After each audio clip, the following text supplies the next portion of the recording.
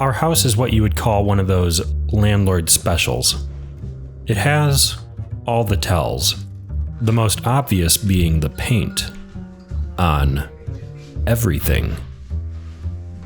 I'm waging a war on neglect, which will be won one battle at a time. And today's battle is going to be these doors. It looks like a closet, but it's actually an office. And as you can see by our early scouting efforts, the doors are made of solid oak.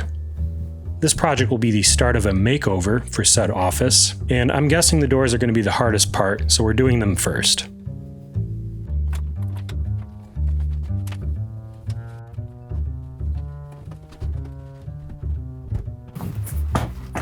Now, this isn't my first rodeo. We've done a bit of trim, and I did the fireplace a number of years back, but this is a whole new level of surface area, so I've called in the big guns. I understand these infrared strippers are a must if you're willingly giving your life to the pole. I also have some chemical stripper on hand, as I'm sure we'll be needing that at some point. And by the way, don't bother with the citrus strip. If you value your time on this planet, get the stuff that causes cancer, or is banned in California. Then of course we got our applicators, respirator, de-applicators, plastic blanket, wire brushes, and so on. And I think we're ready to boogie. I'm going to do a quick nibble on this corner and take a step back. I need to get a feel for the door. We're going to be making the jump to hyperlapse in a minute, but this will give you a sense of how long this actually takes.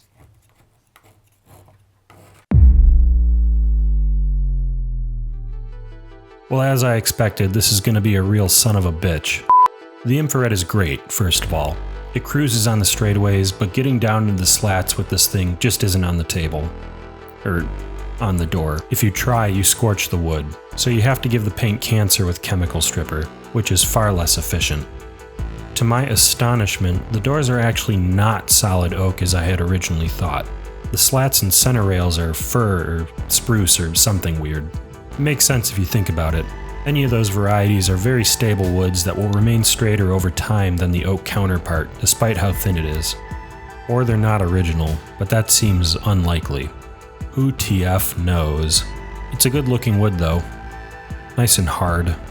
The rest of the door is covered with this cursed red varnish that's immune to the infrared and turns into blood when you give it chemicals. Non-zero chance it's actually blood. It comes off pretty easy compared to the rest of the paint. Obviously there's still some varnish in those crevices, so it'll take a few passes, but nothing that's going to keep me up at night. But I'm thinking for now I'm going to get everything I can on this side with the infrared and unleash a chemical assault later. The way these infrared strippers work is they use low temperature radiant heat to penetrate paint layers. It breaks the bond at the wood level, causing the paint to bubble and lift, making it much more practical to scrape off. The temperatures we're talking about are 200 to 400 degrees Fahrenheit, making it safer to use on lead-based paints as lead begins to vaporize at 750 degrees. The lower temperatures are also less likely to scorch your wood. It does still smoke the paint though, so I'd say a respirator is non-negotiable. And now we turn our undivided attention back to the reason these look like closet doors in the first place. The louvers. They look great on cars, but doors? We'll see how I feel about them if we make it out of here alive. This is a battle of attrition. It's the paint versus your time, and I suppose the amount of money you're willing to spend on chem strip and novelty-sized toothbrushes. I'll definitely let you know how I've refined this process when I get to the second door, if at all. Right now, I just brush the shit in every conceivable crevice liberally. The longer it stays on without drying up, the more effective it is. I've seen people cover the stripper with plastic after it's applied so it doesn't dry out, but I mean, come on, look at all this. The bulk of everything comes off with a putty knife. Most else, nylon wire brushes. The aftermath requires a mineral spirit soaked rag, and all that needs to happen like 6 or 8 times. The varnish keeps seeping into the softwood whenever the stripper comes into contact with it, so I'm going to do a pass here really quick. If you're faint of heart, I suggest you leave the room, because it's about to turn into a bloody mess. Luckily, it's all just topical and isn't actually staining the wood. But it is tenacious. The varnish will only be defeated once your rags yield no more red. It won't be today, or tomorrow, or maybe even next week. But the day will come when the rivers of blood run dry, and we can rest once again.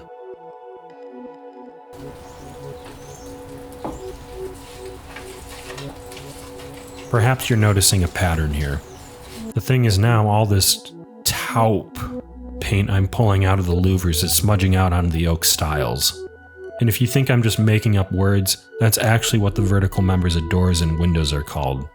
Style. Don't ask me why. You can ask this book, but it won't tell you why either. Just how. I'd really love to make doors and/or windows one day, but it would feel irresponsible to take on a project like that before pulling the ones I currently have out of the gutter. And boy, let me tell you, there's more where this came from. I'm sure it looks like I'm making progress from your perspective, but it sure doesn't feel like it to me. If you look closely, there's still plenty of little nooks and crannies harboring this godforsaken paint. So tell you what, I'm going to hit the varnish one more time, and then we're going to do the other side. I need a change of scenery.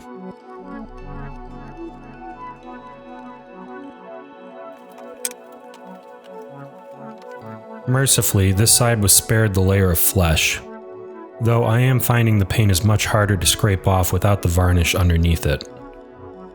I suppose we'll be going through the rest of it more or less the same way we did the other half. Without mercy. A brief word of caution. You're dealing with splattery, goopy danger liquid, so you should obviously be wearing safety glasses of some sort. But I suggest a pair that is completely enclosed, or, at the very least, look directly at whatever you're working on. I had a drop of paint stripper get into my eye under my glasses, and now I have to pee sitting down for the rest of my life. For reference, each pass on this large set of louvers takes about 30 minutes, so you're probably looking at around 2 hours for a full planar cleansing per set. Oh, actually, hold on, exit hyperlapse. The first person who can tell me the name of the song gets a free sticker. For everyone else, don't worry, you can just buy it on my website, mujincontact.com. And as promised, the other side one last time. There isn't too much left to do here, but some of the removal mess makes its way to the other side and must be dealt with. I've probably gone over everything 69 times at this point, but there are trace amounts of paint that continue to persist. I'm not going to sweat that. I'm going to sand it. But later. After we've had ourselves a little dance with the other door. What this one lacks in knobs, it makes up for in locking hardware. It also has this fixed stop. I can't say I have much in the way of secret wisdom to offer for infrared stripping, but I'll tell you what I know. For this particular device, it's recommended you hold it a ½ inch above the surface. You really do want to wait until the paint starts smoking. That way you know it's safe to eat. Which kinda sucks because the smell gets in your clothes and your hair and your very essence, so maybe run a fan to help with that. I've got one here in the garage. On that subject, not all respirators are created equal. You want one rated for organic vapor and particulate. The one I'm currently using is actually only rated for particulate, so I guess I'm f***ed. I'll link the correct one down below, along with all the other tools I've used on this project. Overall, the infrared is just something you gotta get a feel for, which doesn't take long. I think the best path forward is to just take this stop thing off so it and the door are both easier to clean, featuring hand-cut mortises. The chemical stripper I'm using is this Clean Strip, which I got from Home Depot, but I'm pretty sure you can get this at most hardware stores. After extensive testing on other projects, I've found this heavy-duty stuff to be the only one worth using. Gloves need to be polyvinyl chloride, colloquially known as PVC, like the potato guns. I'm wearing nitrile gloves underneath so they don't just absorb all my body filth. I have found the best method for dealing with these louvers is as follows. For the first pass, drown them with stripper and scrape off as much paint as possible with a scraper. You want to make sure the paint has lost its molecular cohesion, which may require going back and adding more stripper as some of it tends to fall off or evaporate. It should be on there for at least 10 to 15 minutes before any further action is taken. I brush the ends to loosen what I can, then once it's scraped I go back over everything with stripper again. Then brush all visible areas and sides with that nylon toothbrush, And then for the rest of the louvers, I go through with these 2 brushes a few times per slat. The result looks like a goopy mess. That's when you introduce a rag soaked with mineral spirits. I get everything on the top, and then I go through and floss each slat. This is what was recommended to me by Crentis the dentist. This is particularly effective on the sides. You're looking to create friction. There may still be paint caked into the corners, which I hit with the scraper. I do this brush/flossing pass at least one more time, but after the first pass, I'm really just getting the sides in isolated areas. I hit the other side once more as the act of cleaning the one makes the other dirty again. It's like what do you call it? The f***ing snake? Ouroboros. I was so excited about the prospect of wrapping this up that I almost forgot about the stop. Being a rare object in this project of Voidal louvers, this went refreshingly smooth. Gee, that was so much fun, I think we should do it all over again. But this time, from the perspective of a bug that's been chilling up in the ceiling in the same spot for the past several days.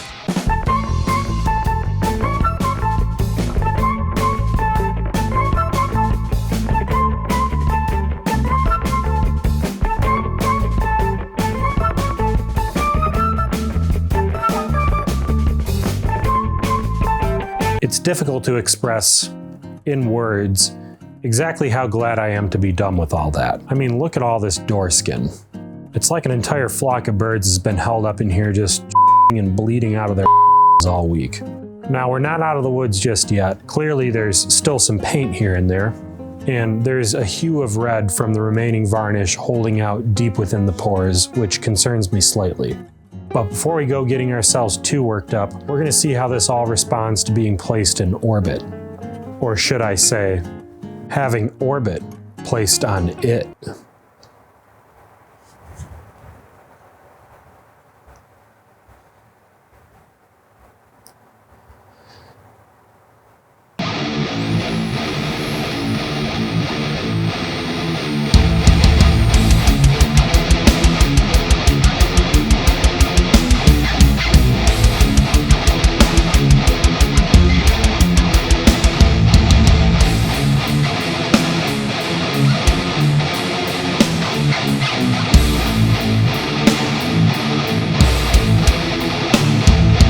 I may have spoke a little too soon on being done with the chemical paint stripper. I guess I was hoping the varnish wasn't sitting that deep, but I was mistaken. I'm not mad about it. I'm just disappointed. We'll hit it with stripper again later, but since I already hauled everything out here, we're gonna at least do the slats and the rest of the mystery conifer for now. All it takes is hours and hours of tedious, repetitive, reciprocating motion. I should have known. I'm bouncing back and forth between terms recklessly, but for the record, slats refer to the individual strips of wood, where louvers are a set of angled slats meant to control light or ventilation in this case. It's going about as slow as you'd expect. I've been at it for a few days at this point, but I think I'm finally starting to see the One thing to be mindful of when you're sanding old things like this is blotching. To some degree, will most likely be unavoidable. The color of wood changes as it ages, and does so most dramatically at the surface. When you inevitably concentrate sanding in one area, you remove more wood in that area, exposing a different gradient. All this to say, you basically have to accept some compromise with restorations like this, and no matter what, there's always going to be flaws you have to live with. Either this red varnish dies or I die. Since it's subterranean, Mimi thinks the only thing we can do is dilute it out, which means a coat of stripper, then wipe it off, another coat of stripper, then wipe it off again, and again, and again. The stripper seems to pull up the varnish up and out all on its own, no brush necessary. It was looking like we finally got it, but after the mineral spirits evaporated off, the door started bleeding again. Just another day at the ball crushing factory. I mean, it looks fine when it's wet, and when I sand it, most of it seems to go away. F*** it. I'm putting the stripper away. I don't have time to be playing patty cake with this shit. Most of the paint has been removed at this point, so I'm packing it all up and taking everything inside, where the elements are a bit more within my control. I'm going over everything with a fine-tooth comb and making sure everything is looking as good as I can possibly make it. I hit everything I can with mineral spirits to not only wipe the dust away, but also get a preview as to how the finish might look, revealing any missed areas. And I'm glad I did, because these slats are not looking fine. There's all these white blotchy spots that look like calluses. Good. It was all moving along far too easily, and I was hoping for a real fight. I flipped the door over to do the remaining louvers, and well, look who's back. This oak must have just been drinking up the mineral spirits and spitting it back out when no one was looking. That's it, I'm cutting you off. The louvers on this door are much worse than the other one. Looks like I have my work cut out for me. I did a few test spots with the finish so I could see just how much the reb was coming through. It seems like it's present if you look hard enough, but it feels muted. I mean, maybe it's fine? Hey, wait a minute. These aren't made of solid oak at all. Look at this, it's just laminated pine with oak veneer. What a scam. Maybe we just keep this between you and me. Not trying to make this feel like Groundhog's Day. I'm cutting a lot of this out, but resanding everything took just as long as it did the first time around. I've been sanding these doors for over a week at this point. Whenever I close my eyes, all I see are these calloused slats. But at the end of the day, I simply can't live with all that. Can't forget about the center stop thing I keep forgetting about too. Okay, now we're checking everything one last time for the millionth time. I've moved everything over to the other part of the shop for some sort of mental placebo effect to emulate progress. I'm wiping dust away with denatured alcohol instead of the spirits, mostly because it was stanking up the house despite being low odor. And this will flash off long before it has a chance to be absorbed into any wood to pull any varnish up with it. The coating we'll be using is bug vomit, secreted by the female lac bug, shellac. That isn't really why it's called shellac, but otherwise that's all actually true. Native to India and Thailand, the lac bug makes these tubes which are scraped into flakes, refined and made liquid with alcohol used for coating furniture and candy. No, I am not clowning you. Shellac is edible and also used as a protective coating for jelly beans, milk duds, and other sweets. I wouldn't go drinking it straight from the can though. It's not the most durable finish, but it's repairable, super easy to work with, and dries very quickly. Plus it's devoid of heavy chemicals, which should make up for all the heavy chemicals I used for the rest of the project. Well, I thought we were on our way out of here, but it appears the door done called in reinforcements. This white shit was not as gone as maybe I thought it was, and the shellac has it lit up like a goddamn Christmas tree. I don't know how I missed all this earlier, but this is unacceptable. Part of it is I'm noticing different spots as I'm looking at it from different angles. The lighting in here isn't perfect. I'm also getting some nasty runs, so I'm going to work on these upright to help facilitate and I touched up one side, busting out the card scraper for edges and re-shellacked where it made sense, but I'm still not loving it. The other side is way worse. From this perspective, you really can see the entire slat, and they are not pretty. There's only one reasonable course of action. The door wants you to quit. Just leave the shit, bro. Who's gonna notice? It'd be easy. Just don't do close-ups. It'll be our little secret. That was the door saying that. Say something again, door. Show everyone you can talk. Please. Show them I'm not crazy. Okay. I'm checking and cleaning with mineral spirits again because it seems to do a better job of revealing sin, and a stanky house is a small price to pay for not doing this over again. I realize now that there's pretty much no way these louvers would have been exposed originally. They're just not finished quality. The planer marks, pencil marks, and questionable visual selections lead me to believe that these were most likely painted while the oak parts were left exposed. But I didn't put in all this work just to... Yeah, that's in there. I didn't put in all this work just to paint them again. I don't even know how many times I've gone back and forth with these things, but we're as ready as we'll ever be. I I was still getting some bad drips and runs the last time around, so I'm taking a different approach. The doors are laid back down again, but I'm only coating the louvers here. Once I do a set, I flip it over and do the other side, addressing any drips along the way. I don't like foam brushes, but they're correct in this case as they can be more readily jammed between the slats. After several coats, everything gets gone over with 400 grit sandpaper and coated one last time.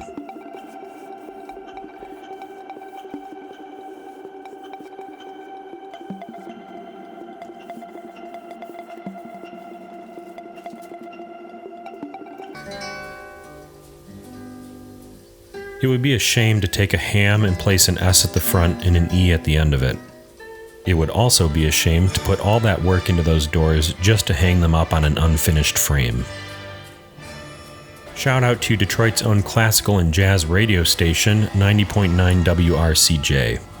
You'd be right to label me as a metal fan, but this one radio station is what I actually listen to most of the time, believe it or not. They do stream on the web for free and have their own app so you don't have to be local to enjoy.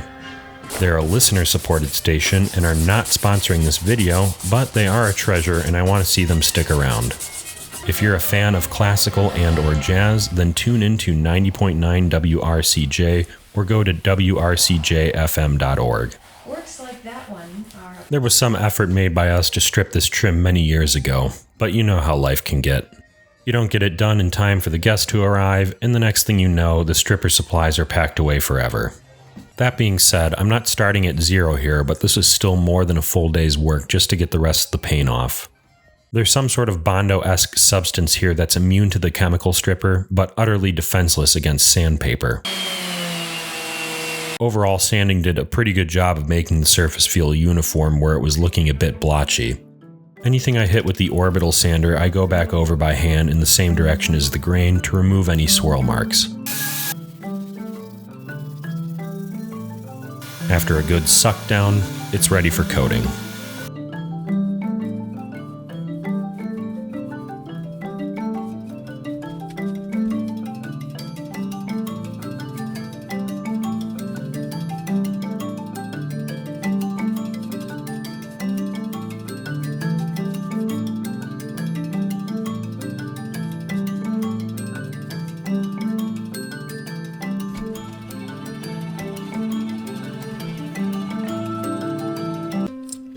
No sense in putting nasty painted hardware back on.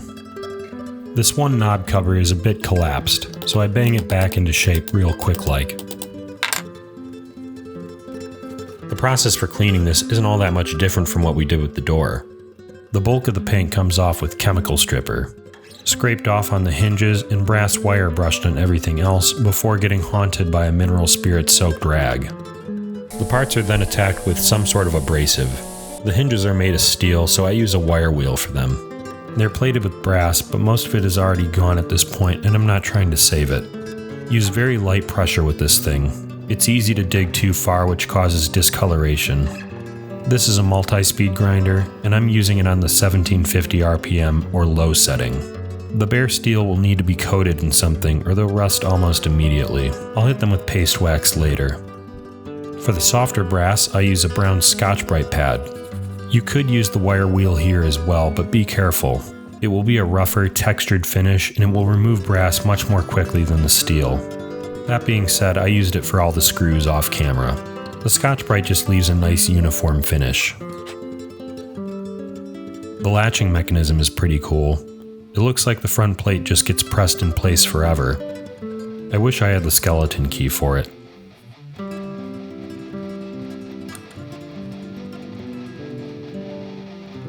Oh shit, are we doing this now? Gotta make sure the hinges are in the correct orientation when you put them back on. The pin should be facing upward.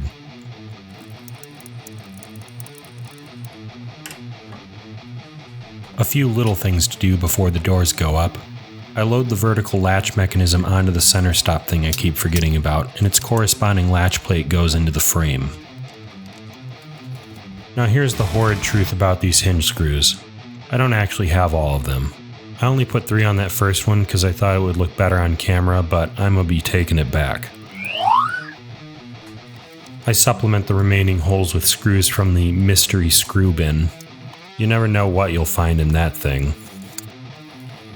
I left the nails in the stop to take the guesswork out of realigning.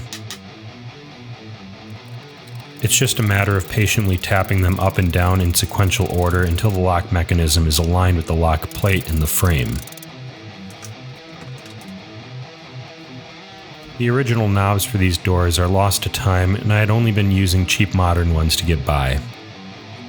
I bought an assortment of old knobs on eBay with some nice options to consider. I'm going with these porcelain knobs I took some time to clean up off camera.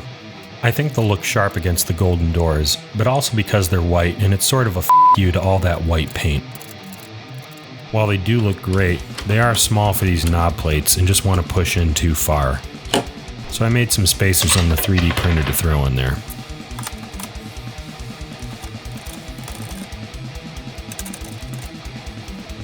And finally, a bit of oil for these old hinges. They're not getting any younger, you know. Alright, let's see how we did.